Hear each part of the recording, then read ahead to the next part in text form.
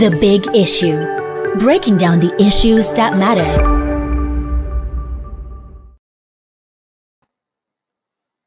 Good evening, viewers out there. Welcome to Friday, August 20 edition of The Big Issue at the Leadership Podcast Studio. Of course, you are welcome to the last edition for the week. My name is Bode Badebo, standing in for your regular host, George Agba.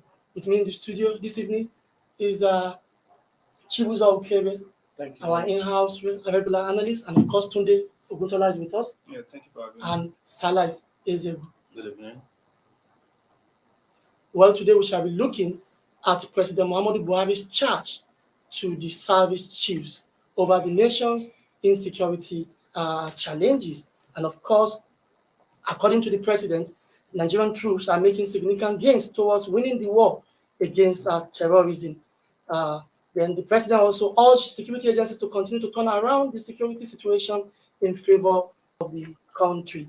National Security Advisor Brigadier General Babagana Monguno retired disclosed this to State House correspondents after a meeting of the president with the service chiefs on Thursday. According to him, the president is quite happy that there have been tremendous successes as many terrorists are now surrendering to Nigerian troops.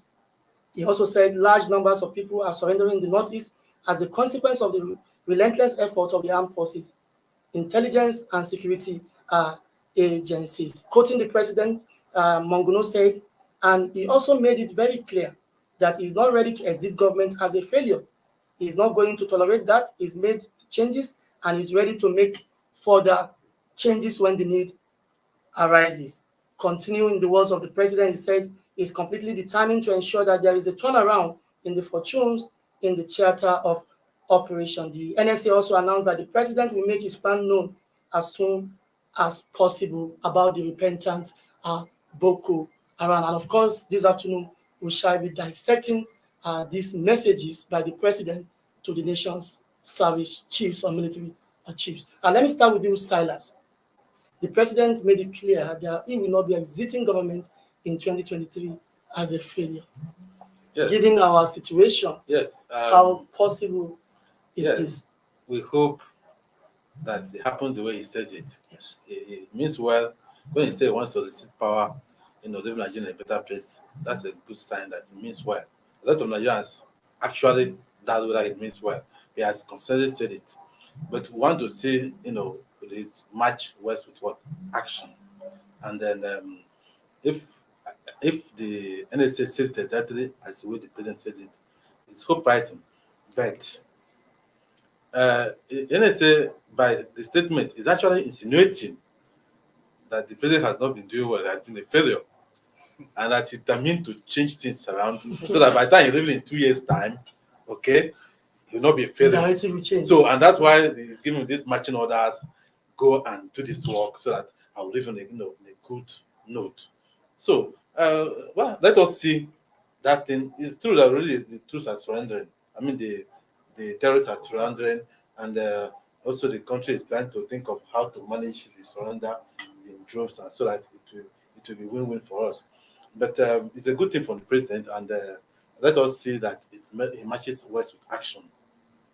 Yeah, Chuzo, let me come to you. The NSA, National Security Advisor, also said the president will make his plans known very soon about the fate of repentant terrorists. What is your take about this? Do we need to wait for the president, or we should have a comprehensive policy on security that address things like this? But at the back of my mind, yesterday when I heard that we were having an emergency meeting, the first thing that came to my mind was, okay, perhaps they're going to come up with something concrete on what to do with the mass surrender. It's interesting that they came out and now we have to wait some more to get a direction on what they intend to do. Yes. So when you put that side by side, the concept of failure as brought up by the NSA, it's quite intriguing. Ordinarily, it's interesting that he would have to use that choice of word, failure, and what it conjures to the mind of many Nigerians. Well, the president obviously is thinking about his legacy. And I think that is what is at the back of the NSA's mind. My legacy when I leave office. I came in, on the back of a clear promise on what to do about security, handle all of what is playing out. And it does appear as if it has escalated beyond where it used to be. Now we have it in the Northwest and Everywhere. we have it spreading all the way, all across the country. So if he's thinking about his legacy now and the concept of failure is coming up, then it is expected that we go beyond marching orders and see practical actions. It's not enough to have marching orders. We've been having marching orders from this government like forever. Every day, marching orders, threat of sack, not threat of sack. We are not doing enough, different kind of narratives, the same thought process, and you go back and it's still the same thing. So it's interesting that they went to all of that meeting and now we have to wait some more on what they have to do about the pressing challenge of the mass surrender from Boko Haram, sect members. So I think it's it's one to look out for. It's one to look out for. Let's see when and how or what they come up with. Tunde, let's look at semantics. Salas and Chibuzo actually tried to interpret the words of the National Security Advisor. Yeah. Now, according to him, he said in clear English that the president said he was not ready to exit government as a failure. So, can we say it means the president is failing now? He has just realized that, and in the next 2 years that he will be leaving the office, he's trying to change the narrative for better. Well, quoting the Minister of Information and Culture, Alhaji Lai Mohammed, he said, still repeats his statement in 2016. He said, Nigeria is winning the war on Boko Haram. But one thing we should understand here in Nigeria is, at the moment, we are not just fighting Boko Haram. There are insecurity in almost all regions in the country.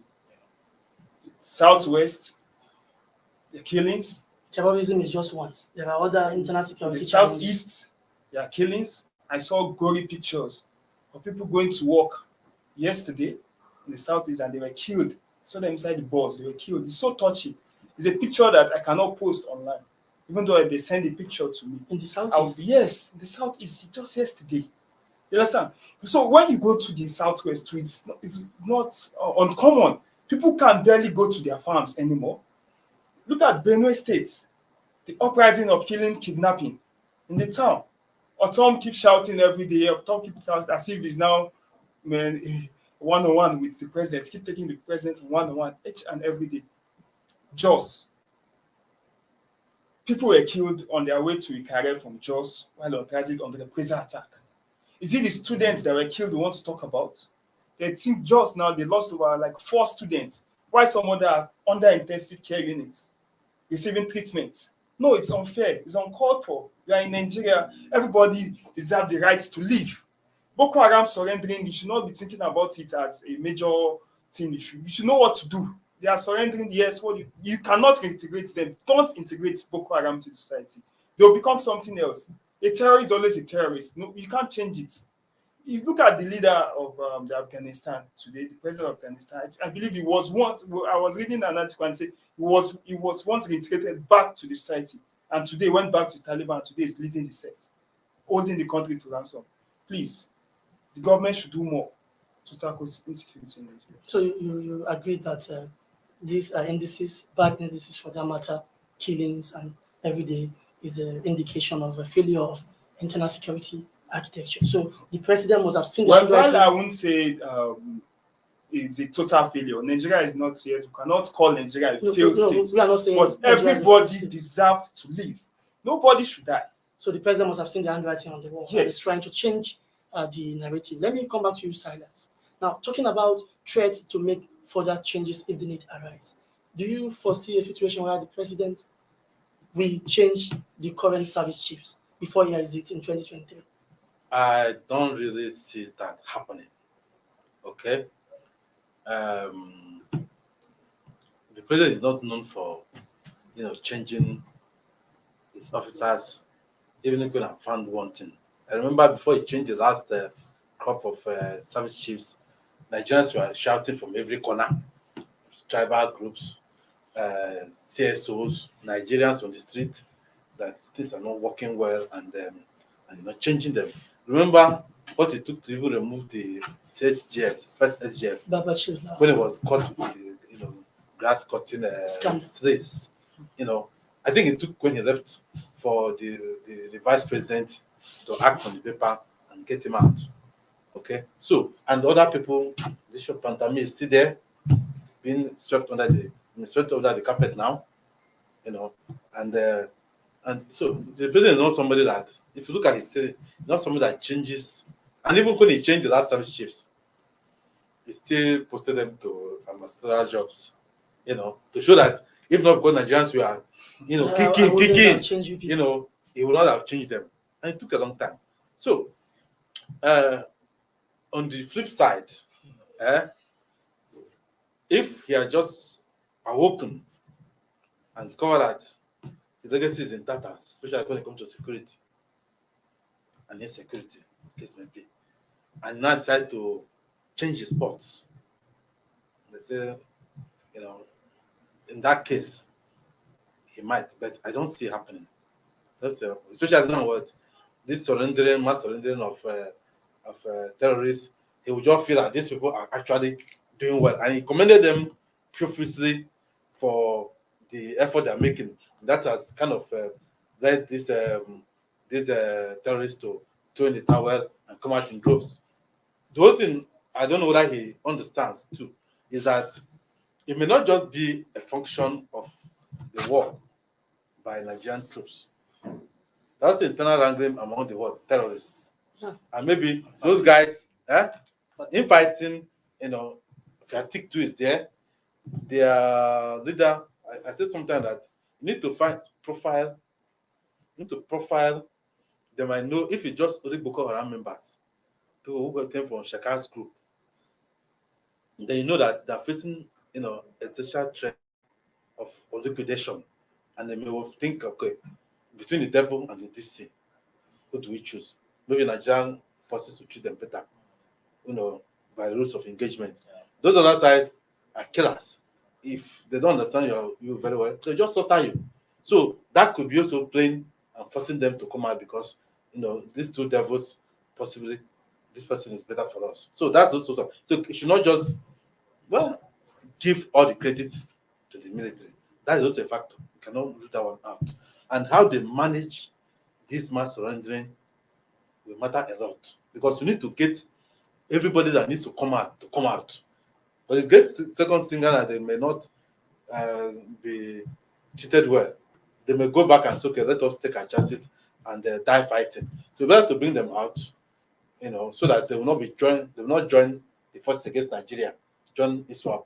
Because if they swap the numbers, it will be harder work for the Nigerian forces to overcome. So let's bring all them out and now decide what we want to do with them. But whatever happens, the cause from the north, from the ACF, from traditional rulers, is that, and going by the experience of what happened in the past to those who they supposedly re-indoctrinated, de-radicalized, and sent back to their towns. Some reports said they just came back, they could not fit in, they had to start killing some of their parents, those who oppose them in any way. They just, that tendency will just rise, and the phone that kill somebody, and they run away again and go back to the. So that authority is not something to remove easily. So they need to handle it very well. But coming to changing of this, I don't see that happening in the next 2 years. That's my own personal opinion. Going by the president's, track record of not wanting to change things. All right, thank you, Salas. We need to go on a short break, and when we come back, we will take the discussion to the next level. We'll be back shortly.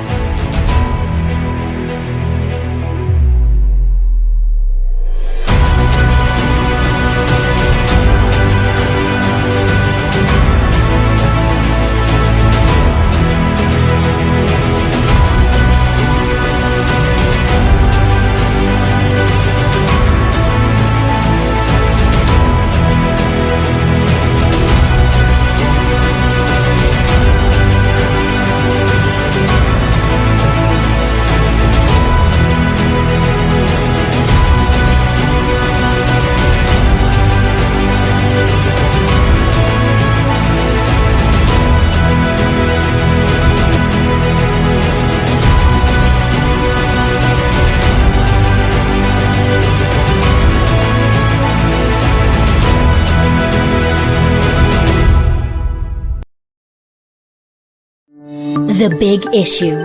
Breaking down the issues that matter. Welcome back. It's still Inside Nigeria on the Leadership Podcast studio. And of course, I'm still with our regular in-house analyst, Silas Tunde and Chibuzo. We are dissecting the big issue for Friday, August 20, 2021. Chibuzo, before we went on break, I was going to ask you, the president also said, or the NSA, who briefed journalists after the parley with the security chiefs, also said the president has acknowledged the fact that the situation of insecurity is improving, that incidences of kidnapping and attacks are actually coming down. Should it be playing with statistics, or we should just address the issue straightforward?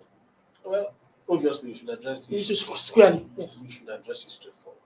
instead of playing with statistics. As much as they want to give themselves some pass mark, in the sense of a seeming de-escalation or a law in security offsets, but it shouldn't be enough. This is not the time to start patting themselves on the back. One would expect that they go full blast on this and ensure that we do not have to deal with the kind of mind-boggling security concerns we have. Perhaps what they intend to portray is, we are having mass surrender, so it therefore translates to, but they should not also forget that we are, like Tunde rightly pointed out, we are dealing with a situation in Jos at the moment. It shouldn't have happened in the first place. It shouldn't have happened in the first place. The disaster in the Northwest is still ongoing. By the day, they keep picking children as if they are picking berries. Kidnapping students. They take them to God knows where. Nobody's talking about the psychological effect that is having on those children at the moment. Nobody's talking about family members. Because these are children whose minds have been molded, for the future. That said, so I don't think it's enough for them to begin to pat themselves on the back now. They should leave that for Nigerians to decide whether or not they have done so much, or whether or not the security situation has drastically reduced. And it is Nigerians who feel it directly that should be able to say such things. What we would expect from them is a clear direction on what to do, one, with their plans on the Boko Haram returnees and how they intend to ensure that there's no civil unrest afterwards. Let them show a clear direction on that. Let them show a clear direction on how they're going to deal with the banditry madness playing out in the Northwest. Let them show a clear direction on how they're going to attend to what is playing out in Jos, which could escalate To other places. if care is not taken. Because the dimension it's assuming is quite interesting. We are beginning to see at the risk of giving it a hue that might not be there, but this touch of religious, and ethnic dimension that is coming into it, I think it should be addressed as soon as yesterday. Then we're also having the problems in the southwest and the southeast, so it's not enough for them to look at this and begin to shout hallelujah or one way or the other. They should continue whatever thing they think they are doing that is paying off. They should keep at it and ensure that we can have some respite and breather. Yeah, Tunde, the Chiefs are saying it's not yet Uhuru. And come to think of it, the president actually has less than 2 years to quit office in 2023, less than 2 years. And a few months to come, his party will also be concerned with launching a re-election campaign for the 2023 election. So how do you think the president will actually fulfill his promise of exiting not as a failure? Because we have his hands full. Well, thank you very much for that question. For him not to come out as a total failure is the major reason he's giving them an order to do what they know how to do. It's less than 2 years enough. He has spent more than 6 years Yes. in the Saudi. Yes. It's less than 2 years enough Yes. to achieve what has not been achieved And in more than yet 6 years. now the insecurity issue in Nigeria is now multifaceted. Like it's now in different categories, you understand?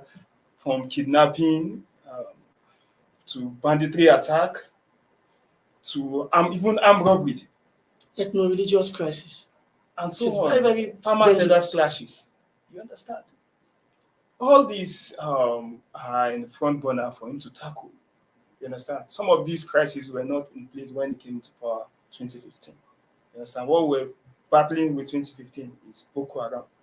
Although Boko Haram then can successfully come to Abuja and launch an attack, yes, they can go to motor park anywhere in the country.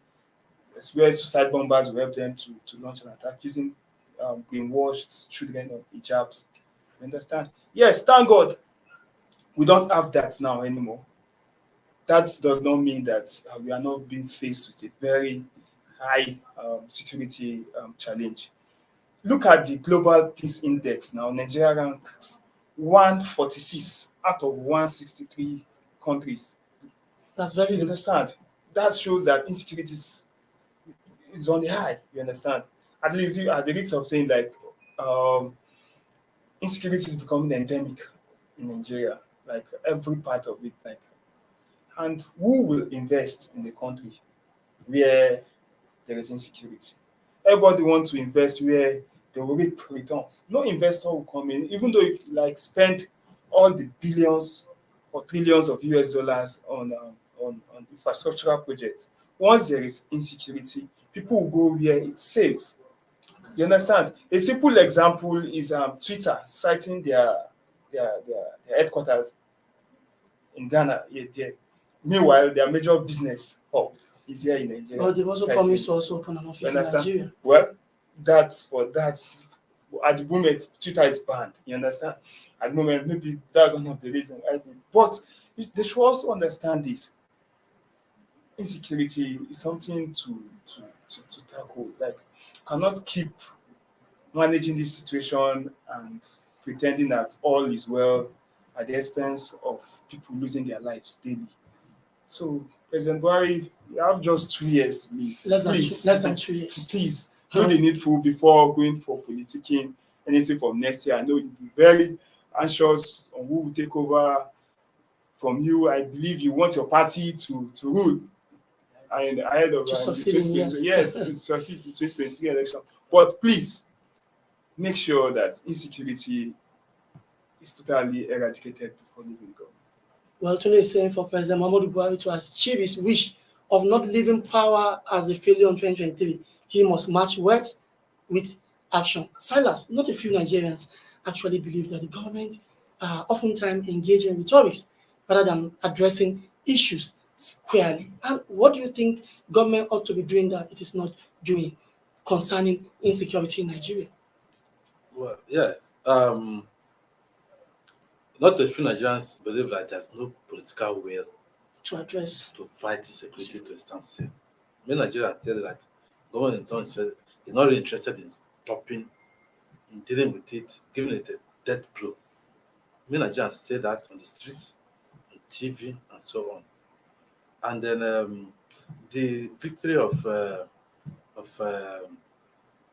Taliban tells you that where there's a will, there's a way. Mhm. There was just about 60 or 70,000, and they sacked an army of 300,000 with support from the US and other places, all the aid support, grant support, sophisticated weapons, training, all that. So even talk about Nigeria not having enough soldiers, enough policemen, I laugh. The question of the people who are fighting it, are they committed to it? We had people within telling us that some of them are collaborating with the terrorists.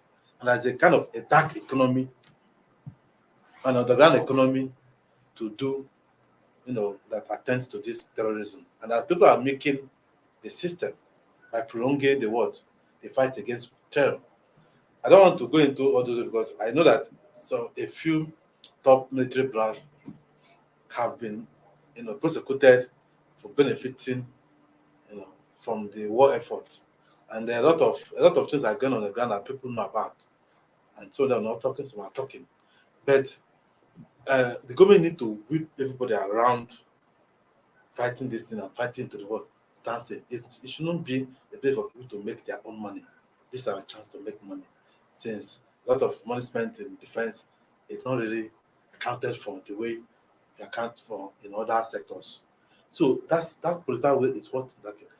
Unfortunately for the president, some of the party members or those who are close to this government are underplaying this insecurity.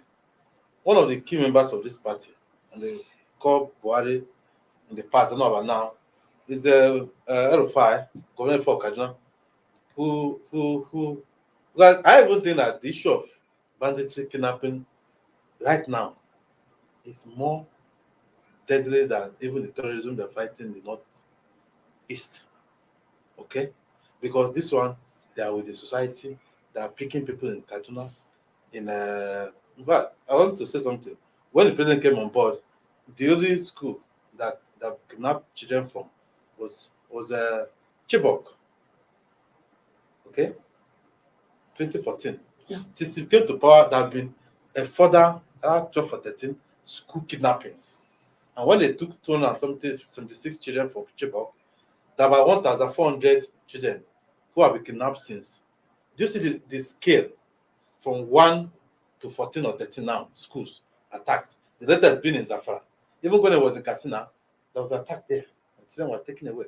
So, whenever I said trying to compare Boko Haram, with ESN or IPOB, it says we are terrorists, IPOB terrorists, why these people are looking for money, doing business. People are killing people, massacring people, arresting people, kidnapping people, collecting billions in a ransom. Because when they collect this ransom money, they also plow it back into buying weapons to engage the state even more. And see, why this political will I'm talking about is so important because I expect the government to make a statement, a very strong statement when they said, what do you call it, bandits shot down an Alpha jet. In Zamfara. I said, bandits shot down an Alpha jet and there was no, immediate and decisive response from government. It just went quietly like that. No. All right, So I want to just end it by saying that we want to see government, showing Nigerians that they want to fight this thing and fight it to do what? To a sunset. And the things that people like Shegumi has done, people like Shegumi have done by interacting with the bandits and coming out, nobody questions him, he goes to meet them, he knows where they are. If he knows where they are, and he goes there with military and police people, his entourage, and the government tell us they don't know where the bandits are. And then if I said at the time he paid them off, he paid them money. Oh.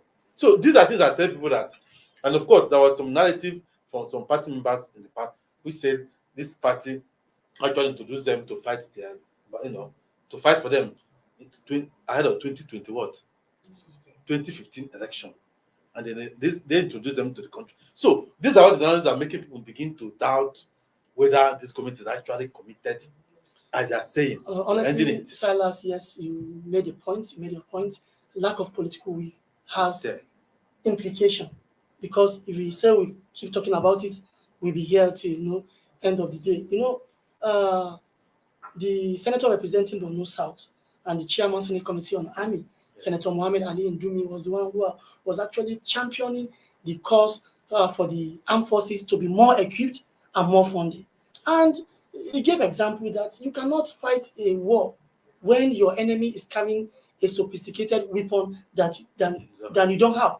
Now, until the 2021 Appropriation Act was signed into law, the army or the armed forces as it is was not properly funded. But thanks to the 2021 supplementary budget, which now made further provision for capital projects for the armed forces and some parts for procurement of vaccine to fight COVID-19. Then, apart from lack of political will, I think corruption can also be identified from the mix. Yeah. But for want of time, we may not be able to. That money, they should spend it well. Yes. That's in order to spend it well. The war. It should not be money for the boys. Even the $2.1 billion arms money scandal under Jonathan that the Buhari government is investigating. Most of the trials have been abandoned. Dasuki is no longer on trial. He has been abandoned. Other people who share part of the money And Some we are not saying some that. people have died. It in is only process. Metu that we saw being convicted. So these are the issues that can, have, effect on the psyche of the armed Those who are forces, fighting and that also battle. obstruct the fight against We terrorism need that and political will. insecurity. So the government, beyond rhetorics, has a lot to do. Many thanks to you, Salah Fezogu, Tunde Oguntola, and of course, political editor, leadership, media group, Chibuzo Ukebe. To you out there, viewers, make it with us next week, Monday, for a fresh edition of The Big Issue. And of course, your regular host, George Agba, will return to continue the program. My name is Bode Gbadebo. Bye-bye for now.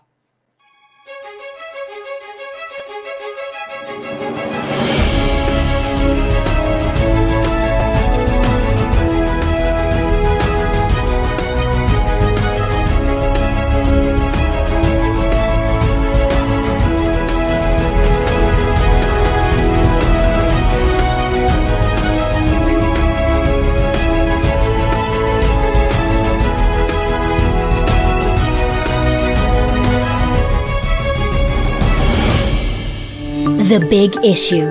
Breaking down the issues that matter.